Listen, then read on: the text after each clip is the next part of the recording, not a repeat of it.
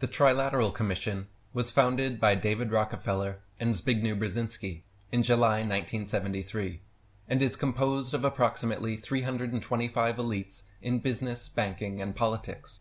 The Trilateral Commission is propagated as being an economic cooperation between America, Europe, and Japan, but in reality is another secretive society and organization, this one specializing in creating the trilateral economic interdependence necessary to bring in the New World Order system of world currency and world governance. They are setting up the framework and power structure necessary for these multinational banks and corporations to assume total control, dominating the world's populations, governments, and economies. Alex Christopher wrote, "The Trilateral Commission is an international organization founded by David Rockefeller, who also had a part in the founding of the Council on Foreign Relations, and who is chairman of the board. The Trilateral Commission is the Illuminati's attempt to unite Western Europe's common market, Japan, Canada, and the United States into an economic and political confederacy. What they couldn't do through the political side of the Illuminati, Council on Foreign Relations, they are now trying through the economic approach." Anthony Sutton wrote, "The Trilateral Commission was founded by the persistent maneuvering of David Rockefeller and Zbigniew Brzezinski. Rockefeller, then chairman of the ultra-powerful Chase Manhattan Bank, a director of many major multinational corporations and endowment funds, has long been a central figure in the mysterious Council on Foreign Relations.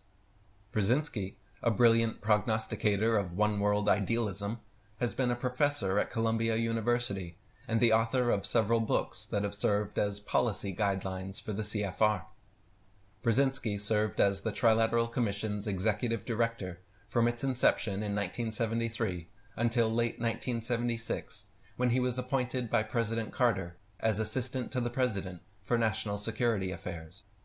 Some notable members of the Trilateral Commission include George Bush, Dick and Lynn Cheney, Bill Clinton, Al Gore, Jimmy Carter, Walter Mondale, David Rockefeller, Zbigniew Brzezinski, Henry Kissinger, David Gergen, Richard Holbrooke, Madeleine Albright, Robert McNamara, Paul Volcker, Alan Greenspan, and Paul Wolfowitz.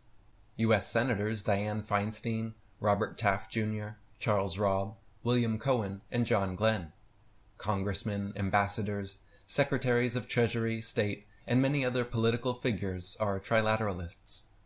There are also many banking institutions represented at trilateral meetings, including the European Central Bank, World Bank, IMF, the Federal Reserve, Chase Morgan, Citibank, Bank of America, Bank One, Bank of Tokyo, Bank of Japan, and more. Also, plenty of multinational corporate interests are represented, including Fuji Xerox, Goldman Sachs, AIG, ExxonMobil, Shell, Chevron, Texaco, Sony, Samsung, Comcast, Time Warner, Carlyle Group, Levi Strauss, Daikin, Sara Lee, GE, GM, Ford, Chrysler, Toyota, Mitsubishi, Johnson & Johnson, IBM, Boeing, and Citigroup. Laurie Strand wrote, "Many of the original members of the Trilateral Commission are now in positions of power where they are able to implement policy recommendations of the Commission. Recommendations that they themselves prepared on behalf of the Commission. It is for this reason that the Commission has acquired a reputation for being the shadow government of the West. The Trilateral Commission's tentacles have reached so far in the political and economic sphere that it has been described by some as a cabal of powerful men out to control the world by creating a supranational community dominated by the multinational corporations." Senator Barry Goldwater wrote, "David Rockefeller's newest international cabal, the Trilateral Commission, is intended to be the vehicle for multinational consolidation of the commercial and banking interests by seizing control of the political government of the United States. The Trilateral Commission represents a skillful, coordinated effort to seize control and consolidate the four centers of power: political, monetary, intellectual, and ecclesiastical. All this is to be done in the interest of creating a more peaceful, more productive world community.